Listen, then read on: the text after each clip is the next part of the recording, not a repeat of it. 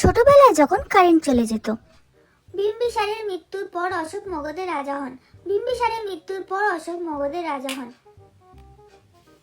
Current চলে গেল, বাহ, তাহলে তো আর পড়তেই হবে না। ভালো হয়েছে, তো কারেন্ট অফ হয়ে গেছে। এখন একটা কাজ করি, সমস্ত দিদিদের ডাকি, ডেকে আমরা ভালো করে গানের লড়াই খেলবো। আর মাকে বলি একটুখানি মুড়ি মেখে দিতে, তেল তেল দিয়ে ভালো মজা হবে। উফ, এখন কত হোমওয়ার্ক ছিল, আমাকে সব করতে হতো।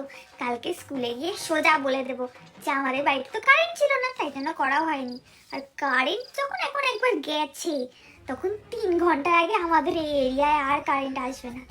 উফ, আলাদাই মজা। মানু মানু এনে তোর জন্য মোমবাতি নিয়ে এসেছি। এই মোমবাতিটা নিয়ে ওখানে রাখ, রেখে ভালো করে পড়। কি? কিন্তু এখন তো কারেন্ট অফ হয়ে গেছে। আরে কারেন্ট চলে গেছে তো কি হয়েছে? আমাদের ছোটবেলা তো এরকম প্রচুর কারেন্ট যেত, তখন আমরা হারিকেন বা মোমবাতির আলোয় পড়তাম।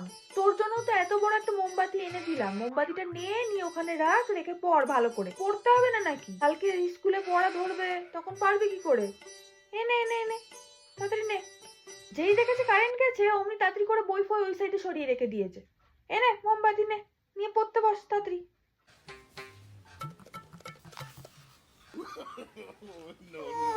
আচ্ছা,